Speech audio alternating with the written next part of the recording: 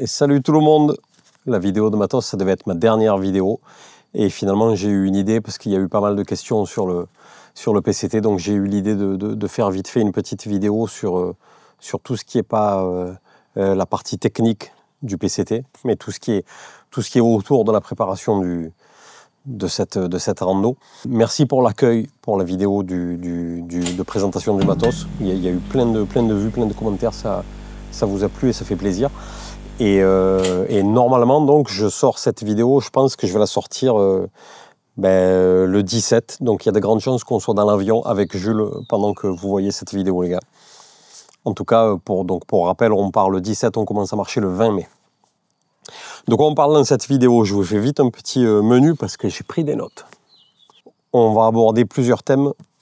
C'est quoi le PCT? Pourquoi et comment je l'ai connu? Pourquoi pas Lucas et pourquoi Jules? La durée moyenne du PCT, quelques chiffres, le record et tout, parce que c'est toujours bien de le savoir, j'aime bien les chiffres. On va parler du visa, on va parler de la logistique, donc le boulot, la famille, parce qu'il y a eu plein de questions sur ça. On va parler vite fait du coût, en tout cas du mien, des coûts que j'ai eu avant de partir, et des attentes que j'en ai de cette aventure. Donc on commence par c'est quoi le PCT, je pense que vous allez finir par le savoir du coup. Chemin de grande randonnée aux États-Unis, de la frontière du Mexique à la frontière du Canada, sur la côte ouest. Ça traverse que 3 États, la Californie, Oregon et Washington. Mais l'État de Californie, en fait, il est énorme, donc on le coupe en plusieurs parties. Il y a la Californie du Sud, c'est le désert. Ensuite, il y a la Sierra, c'est la montagne pendant 800 km, je crois. Ensuite, il y a la Californie du Nord. Ensuite, donc, il y a l'Oregon. Et ensuite, il y a Washington. Ça a été popularisé dans les années 90. Il y a eu un livre, puis un film, Wild, qui est un très bon film. Et quand ce film est sorti, le PCT a explosé. Il y a de plus en plus de monde. Et donc, il y a une asso qui gère ça, qui s'occupe de délivrer tous les permis nécessaires pour toutes les zones, un peu comme les parcs nationaux ici qu'on va traverser. Pour les traverser, il faut un permis là-bas. C'est pas payant, mais s'il n'y avait pas l'asso qui faisait ça, ce serait vite le bordel, surtout pour nous étrangers. Donc il y a une asso qui gère tout ça, il faut juste s'inscrire. Et on peut leur faire un don, ce que j'ai fait, parce qu'ils font un travail de malade. C'est eux qui nous tiennent au courant pour les feux, qui nous tiennent au courant pour les déviations, pour les fermetures de sentiers et tout. Donc le PCT Association, qui font un gros boulot, et d'avance, merci à eux. Pourquoi et comment je l'ai connu? Donc il y a 10 ans à peu près, on crée la chaîne Les Trekkers Compulsifs avec Lucas. Et puis avant ça, déjà, on randonne et tout. Et donc je vais sur YouTube, je regarde un peu des vidéos de randonnée. Et je tombe sur un Américain, donc John Amorosano, qui présente le PCT. Lui, il habite là-bas, donc il ne l'a jamais fait en une seule fois, mais il l'a fait en section, et il en a fait un film. Et je tombe sur le film de 2 heures. Il y a un oiseau à côté, écoute-moi. Moi, on me dit que je gueule, mais oh, tu vois pas que j'enregistre? Et donc le mec, il présente le PCT, et là, j'hallucine. Vous voyez tous les chiffres, la longueur, la grandeur, les paysages, la durée. Je me dis, mais attends, c'est pas juste un bivouac, là, c'est un truc... Donc voilà, je tombe amoureux du PCT, je découvre, et je me dis, peut-être un jour, pourquoi pas, mais non, c'est trop compliqué, et voilà, et ça reste dans un coin de ma tête. Enfin, après sur YouTube, j'ai regardé tous les films qui ont été faits, toutes les vidéos sur le PCT, j'ai suivi des gens, et ce qui nous amène à la partie suivante. Pourquoi Jules? Parce que donc, un jour, je tombe sur un article de Ouest France, je crois, qui parle d'un Français actuellement sur le PCT. C'était Jules. Et je le contacte, je lui envoie un message sur Insta en lui disant que j'avais jamais fait d'interview, mais que j'aimerais bien parler du PCT avec lui quand il rentrera en France. Et que pas en mode interview, en mode discussion, moi j'allais lui poser des questions de fans, quoi. Et que lui, il lui réponde, et je me dis, ben, on le filmera, et puis si ça plaît aux gens... donc il a dit oui, on a fait la vidéo, on s'est éternisé, ça dépasse les 2 heures, je crois. C'est hyper long, et moi je me suis dit, personne ne regardera jamais, parce qu'on s'en fout, quoi. Et en fait, non, et je crois qu'il y a 60 000 vues aujourd'hui sur cette vidéo. Il y a plein de gens qui ont préparé leur PCT à la suite de cette vidéo, grâce au récit de Jules. Et je trouve ça super, super cool. Je me suis dit, bon, mais je suis pas seul, en fait, ça plaît à plein de monde. Et de là, on est devenus potes avec Jules, on ne s'est pas quittés. Et il me disait, je crois qu'il le dit dans la vidéo d'ailleurs, qu'à un moment, il me dit, un jour, tu le feras. Et il n'a pas arrêté de me le dire, ça. Et moi c'était non, je ne pouvais pas le faire, c'était pas possible.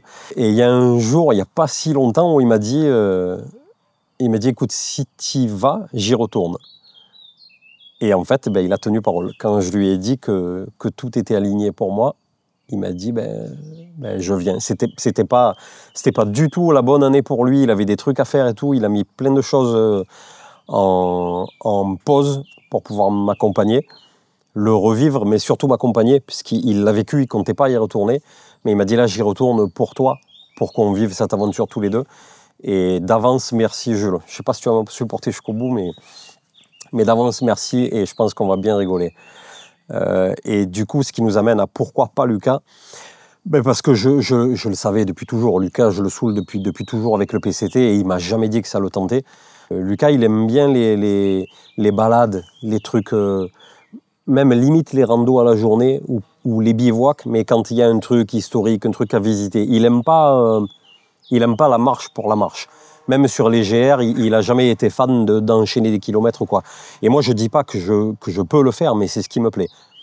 Me mettre la race, me coucher le soir en étant raide, mort, tombé, parce que j'ai marché au max de mes capacités, par exemple, ça me plaît. Et sur ça, on est différents. Donc je savais qu'il ne viendrait pas. J'ai essayé quand même. Hein. J'ai essayé quand même, parce que j'ai dit, putain, Lucas, tu sais très bien que si tu viens là-bas, on va rigoler, mais non, je savais qu'il ne viendrait pas. Donc voilà, pas Lucas, mais pas tout seul. Et Jules, vous le connaissez, puisqu'on a couvert, entre guillemets, son CDT. C'est une autre grosse rando comme ça qui est sur la chaîne. Quand il m'a dit qu'il voulait le faire, je lui ai proposé tout de suite. Je lui ai dit, écoute, si tu filmes, nous, on monte les vidéos, on les poste sur notre chaîne, et ça fera découvrir ton aventure aux gens qui nous suivent. Et ça a plu, il n'y a eu que des bons retours. Parce que Jules, il est comme nous. Moi, je fais le con tout le temps et tout, mais nous, on n'a pas le délire de grosses têtes, de bouffons et tout. Et on fait les cons dans les vidéos, mais quand on nous connaît, on se rend compte qu'on est assez humble. Et Jules, sur ça, il est pareil. Son aventure, il était hyper humble. Il n'y a pas un moment où il parle de records, de trucs. Pour lui, c'est une rando, c'est une marche que tout le monde peut faire. Alors qu'il fait des trucs, c'est une machine de guerre. Mais jamais il s'en vante, il est très, très simple, dans le bon sens du terme. Et je pense que c'est pour ça, ça transparaît dans les vidéos, et c'est ce qui a plu aux gens, je pense. En tout cas, la majorité des commentaires, c'est ce que ça disait, quoi. Du coup, le PCT, durée moyenne, il n'y a pas de durée, mais la moyenne, on va dire en général, c'est 140 jours. L'idéal, je pense, de ce que j'en ai vu, l'idéal, c'est de le faire en 6 mois. Et si on a un bon budget, parce que tout est très cher là-bas, là, je veux dire, la tiers-mondisation de la France, on se la prend en pleine tronche. Hein. Tout coûte 10 fois le prix de chez nous là-bas. Donc si on a le budget, l'idéal, c'est de le faire en 6 mois en prenant 1-2 jours de repos par semaine dans les villes. Parce que c'est comme ça, je pense, qu'on fait l'aventure en mode pote, communauté, on croise des gens, on discute avec des gens et tout. Nous, on n'a ni ce temps-là, ni ce budget-là. On a le budget le plus bas possible, Jules et moi. Moi, j'ai pas d'argent, j'ai pas... je veux dire, il y a des PCT qui montent, il y a des aventures, vous les voyez sur Reddit, qui montent jusqu'à 15 000 €, 20 000 €. Il n'y a pas de limite. Hein. J'ai absolument pas cet argent-là. Et pour le temps, on a 120 jours max. Alors, je pense que c'est faisable, mais ça veut dire moins de jours en ville, moins de jours de repos, et pas marcher vite comme des fadas, mais marcher longtemps. Marcher du lever du soleil jusqu'au coucher du soleil, tant qu'on peut, quoi. Mais on ne peut pas se permettre de s'arrêter à 17 h, on ne pourra pas, sinon on ne pourra pas aller au bout. Pourquoi? Donc parce qu'après il y a le boulot qui reprend, et on en parlera plus tard de comment j'ai fait pour le boulot, mais on ne peut pas faire ce qu'on veut sur les timings. Donc on va devoir marcher beaucoup. Que vous sachiez quand même, la durée moyenne, si c'est entre 120 et 140 jours, le FKT, parce que sur des longues distances comme ça, on ne parle pas de record, on parle de FKT, c'est le temps le plus rapide connu. Il est détenu par Karel Sabé. C'est un dentiste belge et il l'a fait en 43 jours. Il l'avait fait en 45 jours. Il y a un mec qui l'a battu. Du coup, il s'est dit, bouge pas, je reviens. Et il l'a refait, genre 2 ans après, en 43 jours. Ça fait une moyenne de 110 km par jour. Donc évidemment, c'était en courant. C'est pour rappeler que ça ne sert à rien de viser des records, d'essayer d'établir des trucs. Il y a toujours quelqu'un qui va vous défoncer de toute façon. Donc le record, il est de 43 jours. Voilà, ça fait un peu redescendre sur Terre. Hein. Le visa. Pour aller aux États-Unis, vous pouvez choisir un visa. Alors, je ne suis pas expert en visa, mais il y en a 2 que je connais. Il y a le ESTA, qui est facile à avoir. Donc visa 90 jours. Et l'autre visa, c'est 6 mois. Et celui-là, c'est le B1, B2, c'est le visa de tourisme. Et celui-là, il n'est pas facile à avoir. Il n'est pas compliqué à avoir. Enfin si, il est compliqué à avoir. Il n'est pas difficile, mais il est compliqué.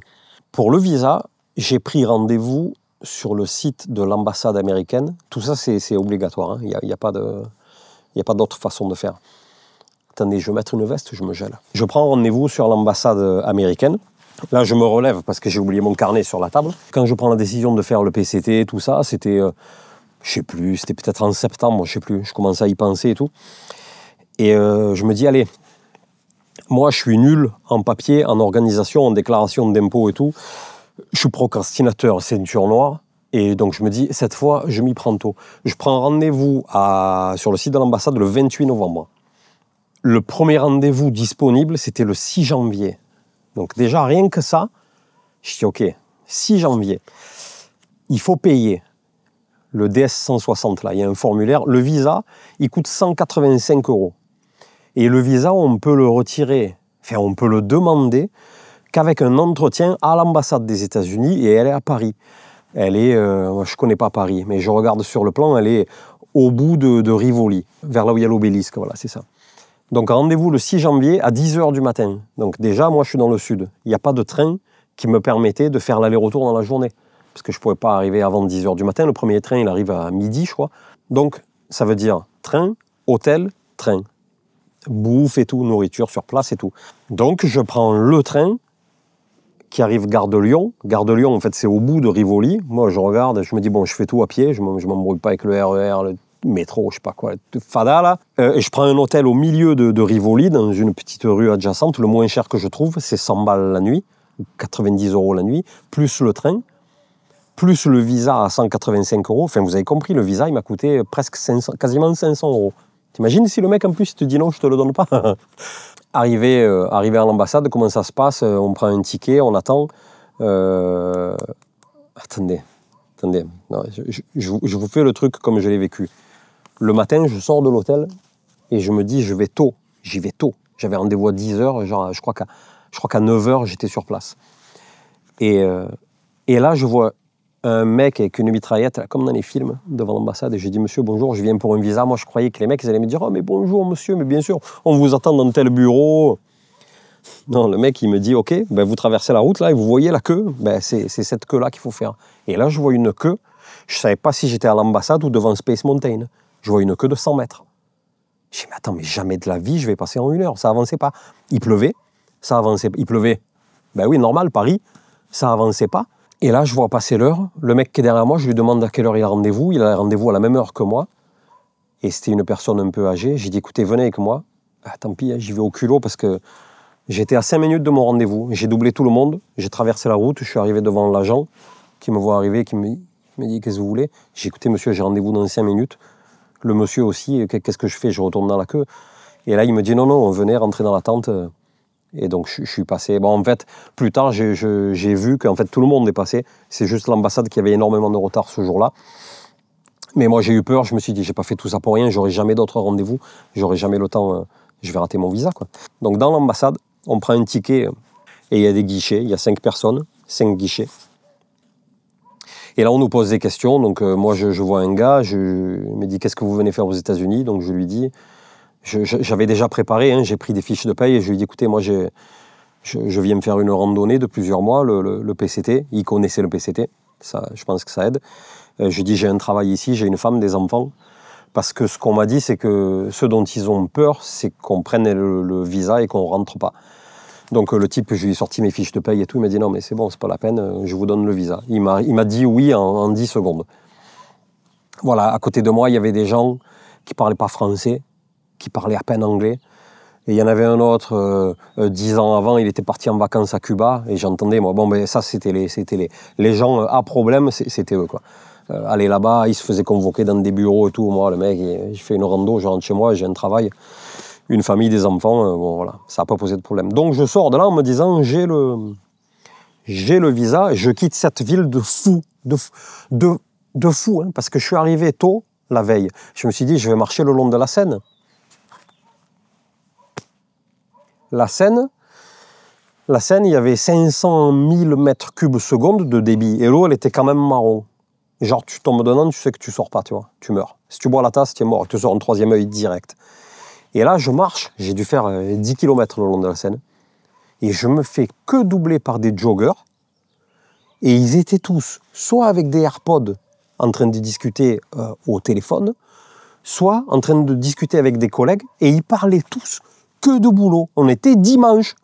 Ils couraient en parlant de « Alors ouais, tu vois, la réunion de demain matin, ouais, ça va être cool, les stock options. » Mec, après vous vous demandez pourquoi vous êtes tous fada là-bas dans cette ville. Mais posez-vous les bonnes questions, quoi. Hein. Le mec, il parle en kilos-euros et le dimanche, il parle de travail pendant qu'il court, quoi. Je sais pas. Vous voyez, là, je suis sous un arbre, on gagne moins d'argent que vous, mais putain, on n'a pas la même vie. Après, Paris, c'est beau, hein. Mais je peux pas, c'est pas possible. Pas possible. Bref, je me tire de cette ville de fou. Parce qu'en plus, j'arrive à Gare de Lyon. C'est la cour des miracles, le truc. Je rentre chez moi. Et là, quand vous prenez le visa, vous avez des options. Vous avez l'option de retourner le chercher quand c'est disponible, sous 6 jours, ils vous disent à peu près. Donc vous pouvez retourner, là c'était hors de question. Je pense que même si on me le payait, le train, j'y retournais pas. Ou vous avez l'option de vous le faire livrer à la maison. Et je prends cette option. Et ça, c'est UPS, remise en main propre, 30 €. 30 € de plus. Et là, j'attends tout le mois de janvier, tout le mois de février. Et là, je commence à envoyer des messages parce qu'on a un site de suivi, AVITS, ça s'appelle, AVITS. Et le site, il est tout buggé. Et je fais des réclamations. On peut mettre que 100 caractères maximum. J'arrive pas à expliquer mon cas et tout. Parce que j'ai pas de nouvelles de mon passeport, en fait. Parce qu'en fait, le mec, il vous dit c'est bon, il vous donne un papier avec écrit dessus visa validé, mais il garde votre passeport, hein, forcément, puisque le visa, il le colle dedans. Donc je suis sans passeport, sans visa et sans nouvelles. Et je suis là comme un fada, j'attends. Au bout du 10e ticket, de la 10e requête que j'ouvre sur le site AVITS, au mec, je lui dis, j'arrive pas à vous écrire tout mon problème. Donc il me dit, faites-moi un doc, genre un Google Doc ou un document Word, quoi, et vous me le mettez en pièce jointe. Et là, je lui explique, et non, il ne sait pas. Il me dit non, on attend toujours, mais on était, genre, je sais pas, on devait être fin mars. Et donc, il se trouve que, je ne sais pas pourquoi, mais je me dis, je vais contacter la boîte qui doit faire la livraison. Parce que AVITS récupère, c'est un truc officiel, ça, qui récupère le visa de l'ambassade et il le donne à Success. Et eux, Success, ils s'occupent de le donner à UPS. Alors, je me dis, je vais essayer Success. Et là, je tombe sur un gars qui me dit, ah ben oui, on a votre passeport, il est prêt. Parce que j'arrive à faire un numéro de suivi, je vois qu'en fait, il est prêt depuis 2 jours, depuis le 8 janvier, en fait, depuis 2 jours après que je sois parti de l'ambassade. Et les mecs, on était fin mars. Et le type, il me dit, ah bah oui, excusez-nous, on vous l'envoie cet après-midi. Donc, j'ai reçu mon passeport et mon visa le 27 mars. C'était l'aventure. C'est l'aventure. Alors, l'avantage, c'est que le visa, il est valable par tranche de 6 mois, il est valable 10 ans. Admettons qu'on finisse le PCT, qu'on veuille y retourner quoi, il est valable 10 ans. Je n'ai plus besoin de refaire le visa. Donc, dans le doute, ce que je veux vous dire, vous avez envie de faire le PCT, mais vous ne savez pas trop tout, faites déjà le visa. Faites-le. Un jour, vous montez à Disney ou quoi, vous êtes en vacances à Paris, profitez-en pour faire le visa. Et vous l'avez pour 10 ans. Maintenant, on parle de la logistique. Comment j'ai géré la logistique? J'ai rien géré du tout, en fait. Mais les questions qui reviennent, c'est comment tu fais le boulot, la famille. La famille, c'est de là que je me suis dit, je vais faire le PCT. J'en parle avec ma femme. Enfin, je lui ai toujours parlé du PCT, mais là, je lui dis que j'aimerais le faire. Et là, elle me dit, elle est comédienne. Elle n'a pas beaucoup de rôles et tout. Mais elle me dit, imagine que demain, je sois castée pour un film, que je sois prise, et que je doive partir pour un tournage pendant 6 mois. Tu me laisserais pas partir? Et je lui dis oui, évidemment que oui. Et elle me dit, bah, c'est pareil pour le PCT. Ça ne m'enchante pas, mais si tu veux le faire, jamais de la vie, je te retiendrai ici.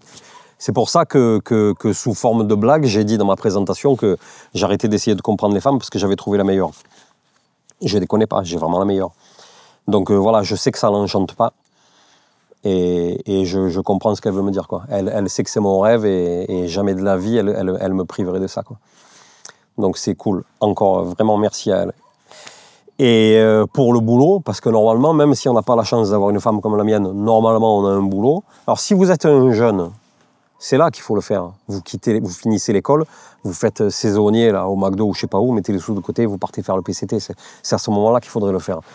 Mais si vous rentrez dans la vie active et que vous commencez à vous mettre des menottes avec une femme, des enfants et un travail, tout devient plus compliqué.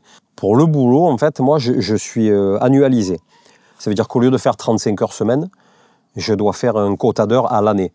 Peu importe combien d'heures je fais par semaine. On va dire dans une certaine limite, mais on doit faire 1575 heures par an. Ça, c'est tout le monde. Ben, moi, je dois faire 1575 heures par an. Donc, j'ai demandé à mon patron, qui a gentiment dit oui et immédiatement, parce que c'est un collègue et qu'on se connaît depuis longtemps, et pareil, il connaît le PCT, et il m'a dit la même chose, il m'a dit mais jamais de la vie je pourrais t'empêcher de faire ça.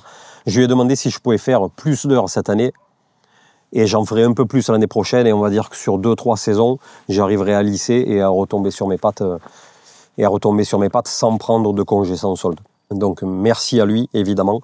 Et j'ai la chance d'avoir cette souplesse au boulot. C'est aussi pour ça que j'ai des grosses périodes de vacances, parce qu'on bosse énormément l'hiver et du coup beaucoup moins l'été. Sinon vous êtes coincé. Je sais pas sinon comment faire. Sinon, si tu es aux 35 heures semaine, congé sans solde, mais il faut que tu gagnes 5 000 € par mois si tu veux demander un congé sans solde de 5 mois. J'ai cette chance-là, et c'est une chance, parce que le boulot, je sais que c'est le principal frein pour quasiment tout le monde. Voilà, Jules, Jules, on en rigole souvent, il me dit, moi je suis intermittent du spectacle, mais de la pharmacie. Jules, il est pharmacien, mais en remplacement. Il fait des remplacements, il bosse, il gagne de l'argent, il part faire ses aventures. Il ne veut pas se mettre dans un truc fixe. Voilà, c'est une façon de vivre. Si vous avez une vie plus classique, avec un boulot classique et tout, c'est compliqué. Ouais. Le coup avant de partir, là aussi j'ai pris des notes. Au retour, on va faire on va faire plein de vidéos. Et le coût du PCT, moi, c'est des trucs qui m'ont toujours intéressé. J'en ai pas trouvé beaucoup, donc je sais que je vais essayer de faire un truc propre au retour, de bien parler de tous les coûts. Là-bas, sur place, je vais essayer de tout détailler. Chaque resupply chaque réapprovisionnement dans une supérette ou quoi, je vais noter combien ça m'a coûté, pour combien de jours. Je vais essayer de tout noter. Les transports, si on file de l'argent à un Trail Angel, un bénévole qui nous aide ou quoi, si on file un billet, je vais essayer de tout noter pour savoir. Mais donc là, j'ai à peu près tout noté avant de partir.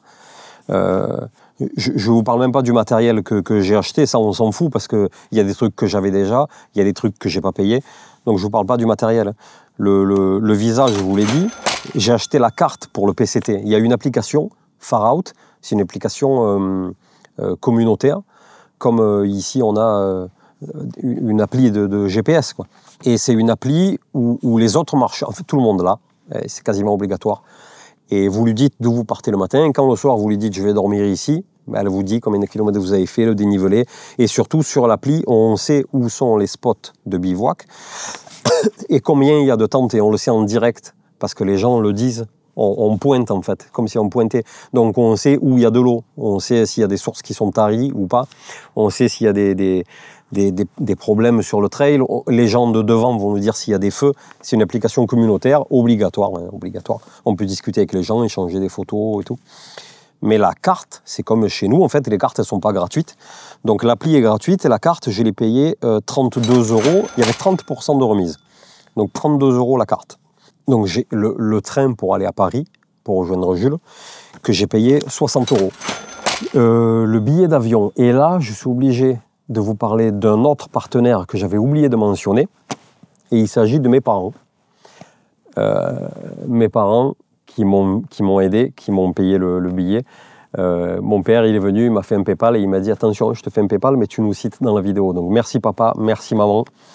Ça m'aide énormément, bien sûr. Le billet d'avion, il coûtait Paris-Los Angeles 310 €. Et c'était moins cher que d'aller à San Diego. Et après, pour aller à San Diego, on prend le Surfliner, c'est un train. On l'a payé 35 €. Et en plus de ça, on a l'assurance à prendre. Obligatoire l'assurance à prendre et on la paye à peu près, on va payer à la louche, je vais dire entre 350 et 550 €. Comme je vous ai dit, on ne parle même pas de matos. On imagine que vous avez déjà le matos et on ne parle pas de matos. Ben, ce coût-là que j'ai eu, c'est quasiment le coût que vous allez avoir, quoi. Donc ça fait une bonne somme à sortir et il faut s'y préparer parce que c'est pareil, hein, arriver là-bas, il va y avoir des coûts, mais des coûts qu'on connaît, quoi. La bouffe, les hôtels. Mais voilà, c'est un gros coût. Regardez juste les chaussures. Il faut entre 4 et 5 paires. Ça vaut 200 balles la paire. Je vous ai parlé de l'association. Ça c'est, je leur ai filé, ouais, je ne l'ai pas noté ça. J'ai filé 35 $ au PCTA, à l'association. Je leur ai fait un don parce que c'est des bénévoles. Je veux dire, les mecs, ils font un travail de taré. Et sans don, ils font plus rien, quoi. Et après, donc, les bénévoles, on ne les paye pas, l'association, on ne la paye pas.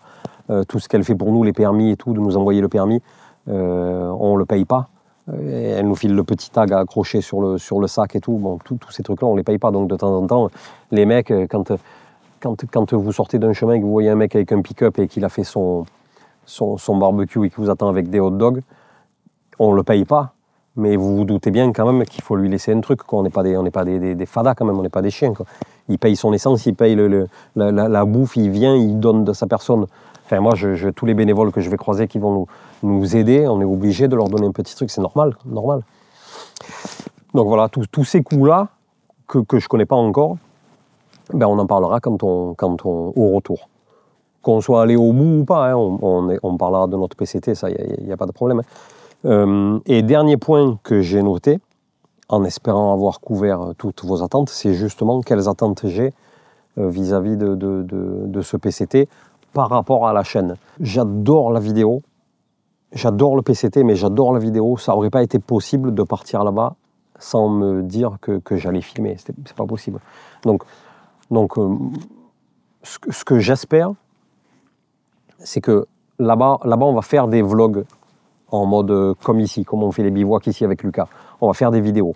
Je pense qu'on les fera à la semaine et ça va durer longtemps parce que je m'en fous. Je ne veux pas faire des formats courts pour plaire à tout le monde et tout. Ça durera longtemps. Les gens qui n'ont pas envie de regarder, je m'en fous. On va essayer de faire des vidéos semaine par semaine. Et après, j'espère qu'on aura assez de matière pour faire un film. Un petit film, un truc pour YouTube, sans prétention, mais faire un truc propre, avec des voix off, avec des interviews là-bas de gens, de bénévoles, de gens, de tout le monde. Je croisais un flic, un ours. Et le rêve suprême, mais je le dis comme ça, je me coince un peu, ça me motivera à le remplir, c'est qu'avec mon carnet, plus nos photos, on fasse un livre. Ça, ce serait un rêve complet. Parce qu'en plus, Jules fait des peintures.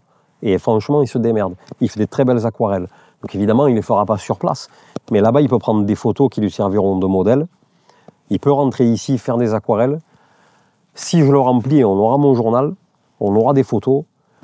Et ce serait cool quand même de sortir un livre. Ça me ferait vraiment plaisir. J'ai déjà pensé à plein de trucs et tout. Bon, voilà, c'est juste pour vous dire mes attentes. Sinon, qu'est-ce qui va se passer quand on sera là-bas ? On fera des stories sur Instagram et Facebook. On fera des petites vidéos, on fera des photos. Et comme je vous l'ai dit, on essaiera de faire des lives Facebook, YouTube, qui deviendront des vidéos. Vous savez que le live YouTube, une fois qu'il est terminé, ça devient une vidéo. Donc je ne vais pas monter de là-bas. Il y en a plein qui le font. Moi, je ne me sens pas du tout capable de monter sur un téléphone. Ça me donne juste envie de le tirer dans le mur. Zoomer comme ça pour couper avec le doigt. Non. Il me faut une grosse souris, 2 écrans, un clavier. Sinon, je ne monte pas les vidéos. Et cette vidéo, celle-là, c'est sûr, je la mettrai en podcast parce que j'ai fait que parler. Et je voulais le faire avant de partir. C'est la dernière vidéo que je fais. Pendant que vous la regardez, pensez à nous. On est soit dans l'avion, soit à San Diego. Si je suis à San Diego, je suis sûrement dans une boutique en train de chercher un chapeau de cow-boy, les gars. Jules va se foutre de ma gueule, rien à foutre. Au moment où vous regardez cette vidéo, c'est sûrement parti pour nous, pour mon rêve depuis 10 ans. Et je suis trop content. Merci à tous parce qu'on a eu que des commentaires positifs, que des commentaires positifs. Il n'y a pas eu un truc de négatif. Il y a eu plein de gens qui comprennent ce que j'ai vécu avant de concrétiser, parce qu'ils sont dans le même cas. Et donc ils savent très bien, quand on a un rêve dans la tête, c'est dur de le garder dans la tête. Merci à tout le monde, merci pour vos messages, merci d'être là. Merci pour l'accueil que vous avez fait à Jules, c'était une inconnue aussi, même lui, il flippait, il a un peu le syndrome de l'imposteur, Jules, il croit que ce qu'il fait, c'est pas bien et tout. Moi, je lui ai dit qu'il était accepté par vous, parce que c'est tout naturel, quoi. C'est un mec super cool. Donc merci pour ça aussi. Et merci d'avance de nous suivre. Donc on vous rappelle que pendant le PCT, sur Insta, on va alimenter. Et au retour, quand on rentrera, si on rentre, si on va au bout ou pas, on postera des vidéos de tout ce qu'on a filmé. Un dernier appel, les gars, sur lyophilisé.fr, parce que ça, c'est vraiment un partenaire qui nous aide quand vous faites des commandes chez eux. Gros site de lyophilisé de matériel, et il y a 10% de remise avec le code LYOTRACKER. Il y a 10% de remise sur la totalité de votre panier. Et ça nous aide. Merci beaucoup. À bientôt. Mettez des commentaires, parce que même si je suis dans l'avion, là, je le sais, je vais avoir mon téléphone, je vais poster la vidéo et je vais regarder les commentaires et tout. Mettez des commentaires. Merci les gars, et la bise. Ciao.